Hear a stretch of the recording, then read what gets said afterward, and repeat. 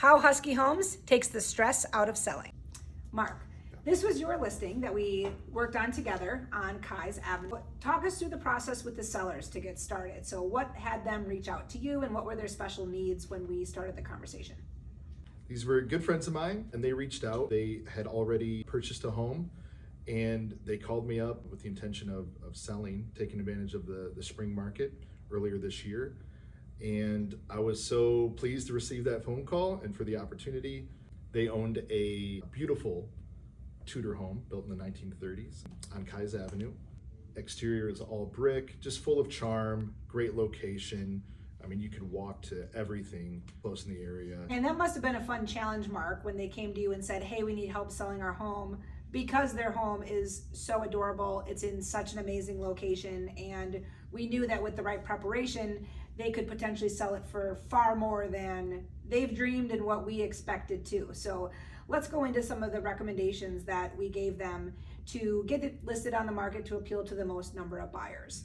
So let's start with that very first listing appointment that we took. What were some of the things that we called out during that listing appointment that told the sellers, it's not that your design is bad, it's not that you've decorated this wrong, but where were we coming from with the recommendations and ultimately what did they decide to do to make those changes? Well, a staged home is much different than a home that's being lived in every day. Yeah. The team has a very comprehensive prep to sell checklist. It's just a great way for the sellers to work on some things. We will take care of things as well, especially when it comes to staging. This home was an occupied stage, and that means that they still were leaving furniture in the home and that we were going to bring decor, maybe art for the walls, different plants and greenery to help supplement anything that maybe they didn't have in their home. Yeah, and I know too, Mark, when we were there for that listing appointment and the staging walkthrough, that was a big decision point. It was, do we recommend that the sellers fully move out and we stage it completely head to toe with all of our physical inventory? Or do we work around what the sellers already have in the house? I remember that the recommendation was made that we do an occupied stage for a couple of reasons. One, so that we could hit the sellers' timelines that they wanted, because if they were going to have to move out fully into the new house and then we prepare the market, that would have delayed things by several weeks at least. And because with the occupied stage, they already had furniture that fit the room so perfectly, that matched the aesthetic and the age of the home, then we just were able to emphasize and supplement what they already had that worked so well for the space and then neutralize it for all the buyers in the marketplace.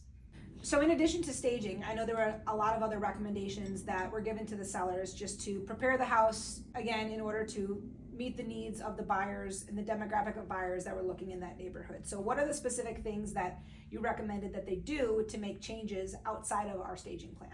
There were a few minor things we felt that the clients could do and that we recommended that they take care of that would end up getting them a higher price. And that also would help to appeal to buyers that were looking for a home that was very well maintained. Some light exterior painting, so they had that taken care of, and we actually helped put them in touch with a reputable painter, a company that could get it done very quickly for them. And we also recommended changing out a few different things on the interior of the home. One of those was some light fixtures.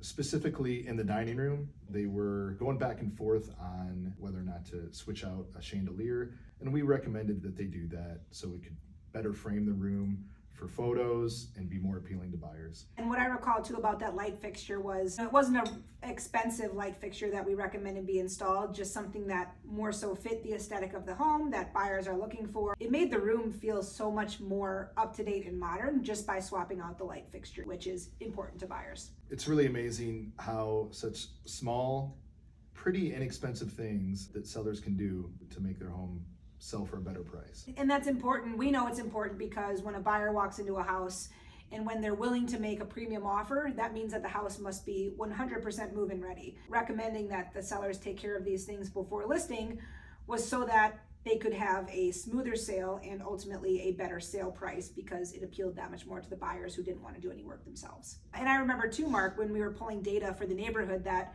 we saw that a home that was fully move-in ready without those cosmetic updates to be done sold for a disproportionately higher amount per square foot than a home that needed some cosmetic updates. And so that really helped us really make the recommendation a lot stronger that these things would make a big difference in the sale. One of the big things that the Husky Homes team emphasizes is doing a coming soon marketing plan. This was something that we had to pitch to the sellers because they really weren't familiar with it, and it wasn't something that they had any experience with. So can you, Mark, speak to the benefits of a coming soon marketing plan and why it was recommended for this specific listing?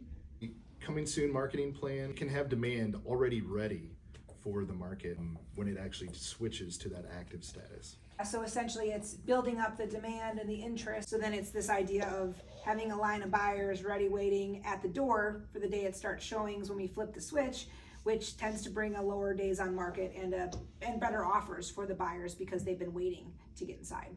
Yes, in this case for the sellers, they went to work on the prep to sell checklist.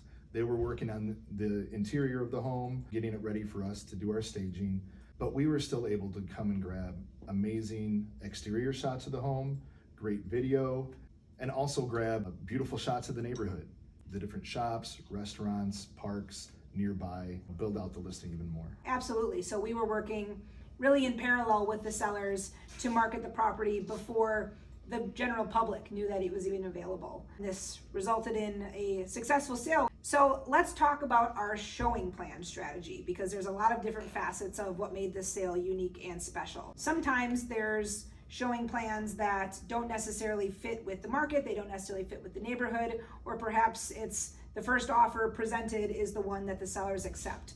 So can you speak to how you came up with the showing plan recommendation for the sellers as well as the offer review strategy when the time became relevant? Our plan was to go active earlier in the week. We went active on a Tuesday with showings to begin on Thursday for this property. And this was actually on a holiday weekend. So it was active on the MLS for 2 days. This feeds to all those sites like Zillow, Realtor, Trulia. It creates a little bit of a buzz for the buyers. Our initial plan was to have 4 or 5 days of showings and review offers on Tuesday. We just wanted to get everybody in that was interested in the property. And with it being a holiday weekend, we also wanted to be fair to as many people as possible and not have them have to work on Easter Sunday. So we allowed them Monday, and then we're gonna have offers due and presented on Tuesday. That was the strategy that we laid out, and then the interest was so great from the get-go that we had to very quickly revise our offer review strategy. So tell us about that and what ultimately happened. By Thursday night, we had already received 2 offers, 2 fantastic offers with very short deadlines for my clients. My sellers directed me that they wanted to receive and review those offers. So we did, but there were quite a few other showings still scheduled for Friday and Saturday and even Easter Sunday. So it quickly changed to a situation where I had to have excellent communication with all of the potential buyer agents out there. So I got on the phone with each of them, just tried to be as transparent as possible with what was going on. My clients may be reviewing offers a little bit earlier, even though that wasn't our original intention. We had several more showings on Good Friday, which resulted in 2 more offers. So now we had 4 total offers for my clients to view. And at that point, they really felt like they had what they needed, that they didn't need to waste everybody's time and wait until Tuesday to actually review things as originally planned. Yeah. And I know you had reached out to all of the buyer agents who had those future showings scheduled out of a courtesy to say, we have an incredible amount of strong offers in hand. If you can move your showing sooner so that you can get in and get a fair shot, please do.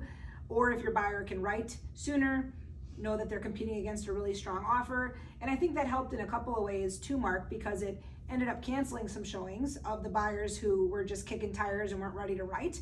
So that allowed the sellers to be in their home on Easter Sunday. And it also, I think, inched up the buyers who were really eager. And so that ended up resulting in them writing even better offers because they knew they were competing against other strong ones that were already on the table. We really tried to create as much of a fair situation for everybody as possible. And that only happened with really good communication between me and the buyer's agents. People did schedule showings earlier, and everybody that wanted to write on that property that weekend that had a scheduled showing, that had expressed interest, they were able to get in Yeah. and have a chance at writing, and that was really important to my clients. That's wonderful.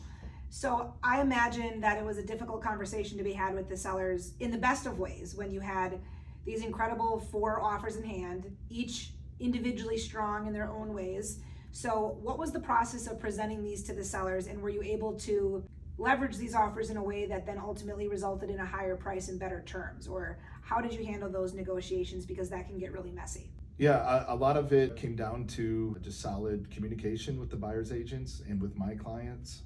Going back to those buyer agents that wrote offers for their clients that were fantastic right out of the gate, but that were maybe missing a few things that my clients really needed to protect them. We really just went back and forth with communication, and it's always a conversation to be had concerning the appraisal when you're receiving offers above asking. And every offer we received was above asking, and just going back to those buyer agents and having a real strong discussion with them about the appraisal.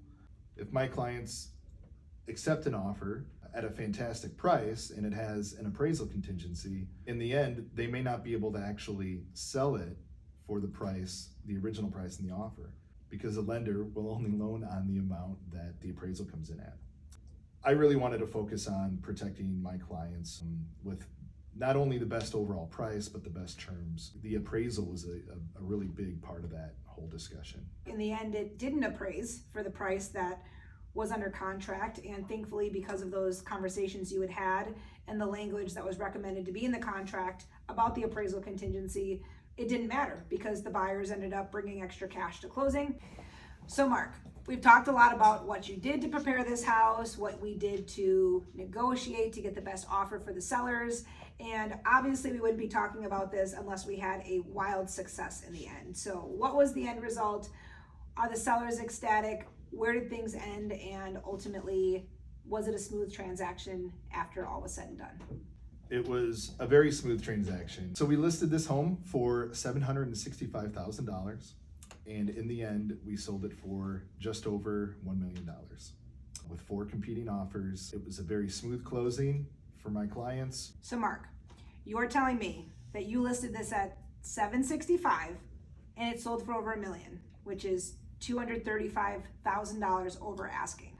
I think that begs the question, did we price it too low? And was that a strategy that we elected in the beginning?